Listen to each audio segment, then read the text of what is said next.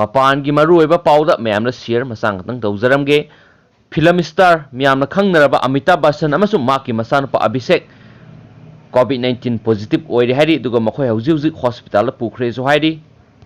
ꯃꯌꯥꯝꯅ ꯁꯛꯈꯪꯅꯔꯕ ꯑꯗꯨꯒꯨꯝꯕ ꯑꯦꯛꯇꯔ ꯑꯃꯤꯇꯥꯕ ꯕꯆꯟ ꯑꯃꯁꯨꯡ ꯃꯍꯥꯛꯀꯤ ꯃꯆꯥꯅꯨꯄꯥ ꯑꯚꯤꯁꯦꯛ ꯕꯆꯟ ꯊꯥꯡꯖ ꯅꯨꯃꯤꯠꯇ ꯃꯈꯣꯏꯁꯤ COVID-19 positive ꯑꯣꯏꯔꯦ ꯍꯥꯏꯕ ꯈꯪꯂꯛꯈꯤꯕꯅꯤ ꯑꯗꯨꯒ ꯃꯈꯣꯏ ꯍꯧꯖꯤꯛ ꯍꯣꯁꯄꯤꯇꯥꯜꯗ ꯂꯩꯔꯤꯁꯨ ꯍꯥꯏꯔꯤ ꯃꯍꯥꯔꯥꯁꯇ꯭ꯔꯒꯤ ꯍꯦꯜꯊ ꯃꯤꯅꯤꯁꯇꯔ ꯔꯥꯖꯦꯁꯅ NDTVꯗ ꯐꯣꯡꯗꯣꯔꯛꯄꯒꯤ ꯃꯇꯨꯡꯏꯟꯅ ꯃꯈꯣꯏꯒꯤ ꯂꯥꯏꯑꯣꯡꯁꯤ ꯑꯦꯁꯤꯝꯞꯇꯣꯃꯦꯇꯤꯛ ꯑꯃꯁꯨꯡ ꯁ꯭ꯇꯦꯕꯜ ꯑꯣꯏꯔꯦ ꯍꯥꯏꯅꯁꯨ ꯄꯥꯎꯁꯤꯅ ꯃꯈꯥ ꯇꯥꯔꯤ ꯑꯗꯨꯒ ꯑꯃꯤꯇꯥꯕ ꯕꯆꯟꯅ ꯇ꯭ꯋꯤꯠꯇ ꯐꯣꯡꯗꯣꯔꯛꯄꯒꯤ ꯃꯇꯨꯡꯏꯟꯅ ꯃꯍꯥꯛ ꯄꯣꯖꯤꯇꯤꯚ ꯑꯣꯏꯔꯦ ꯍꯧꯖꯤꯛ ꯃꯍꯥꯛ ꯍꯣꯁꯄꯤꯇꯥꯜꯗ ꯁꯤꯞ ꯇꯧꯔꯦ ꯑꯗꯨꯒ ꯍꯣꯁꯄꯤꯇꯥꯜꯒꯤ ꯃꯤꯑꯣꯏꯁꯤꯡꯅ ꯑꯣꯊꯣꯔꯤꯇꯤꯁꯤꯡꯅ ꯃꯉꯣꯟ ꯏꯟꯐꯣꯔꯝ ꯇꯧꯔꯛꯄꯒꯤ ꯃꯇꯨꯡꯏꯟꯅ ꯃꯍꯥꯛꯀꯤ ꯏꯃꯨꯡ ꯃꯅꯨꯡ ꯑꯃꯁꯨꯡ ꯃꯍꯥꯛꯀꯤ ꯁ꯭ꯇꯥꯐꯁꯤꯡꯁꯤ ꯇꯦꯁ ꯇꯧꯔꯦ ꯑꯗꯨꯒ ꯔꯤꯖꯜꯠ ꯉꯥꯏꯔꯤꯁꯨ ꯍꯥꯏꯔꯤ ꯑꯗꯨꯒ ꯃꯍꯥꯛꯀ ꯂꯣꯏꯅꯔꯝꯕ ꯅꯨꯃꯤꯠ 10ꯅꯤꯒꯤ ꯃꯃꯥꯡꯗ ꯂꯣꯏꯅꯔꯝꯕ ꯃꯤꯑꯣꯏꯁꯤꯡꯁꯨ ꯃꯁꯥꯅ ꯇꯦꯁ ꯇꯧꯊꯣꯛꯅꯕ ꯑꯃꯤꯇꯥꯕ ꯕꯆꯟꯅ ꯇ꯭ꯋꯤꯠꯇ ꯐꯣꯡꯗꯣꯔꯛꯈꯤ ꯑꯁꯤꯒꯨꯝꯂꯕ ꯑꯐꯥꯎꯔꯕ ꯑꯦꯛꯇꯔ ꯂꯦꯖꯦꯟꯗꯔꯤ ꯑꯦꯛꯇꯔ ꯑꯁꯤ ꯍꯧꯖꯤꯛ ꯔꯦꯁꯄꯤꯔꯦꯇꯔꯤ ꯑꯥꯏꯁꯣꯂꯦꯁꯟ ꯌꯨꯅꯤꯠꯀꯤ ꯃꯥꯒꯤ ꯅꯅꯥꯄꯇꯤ ꯍꯣꯁꯄꯤꯇꯥꯜꯒꯤ ꯃꯨꯝꯕꯥꯏꯒꯤꯗ ꯂꯩꯔꯦ ꯍꯥꯏꯅꯁꯨ ꯄꯥꯎꯁꯤꯅ ꯃꯈꯥ ꯇꯥꯅ ꯐꯣꯡꯗꯣꯔꯛꯂꯤ ꯑꯗꯨꯒ ꯃꯣꯏꯒꯤ ꯗꯣꯛꯇꯔꯅ ꯐꯣꯡꯗꯣꯔꯛꯄꯒꯤ ꯃꯇꯨꯡꯏꯟꯅ ꯍꯧꯖꯤꯛ ꯇ꯭ꯔꯤꯠꯃꯦꯟ ꯌꯥꯝ ꯀꯟꯅ ꯆꯠꯊꯔꯤꯁꯨ ꯍꯥꯏꯔꯤ ꯑꯗꯨꯒ ꯃꯌꯥꯝ ꯄꯥꯎ ꯑꯅꯧꯕ ꯂꯥꯛꯄ ꯑꯞꯗꯦꯠ ꯄꯤꯕ ꯉꯝꯅꯕ ꯍꯣꯠꯅꯖꯔꯛꯀꯦ ꯊꯦꯡꯛ ꯌꯨ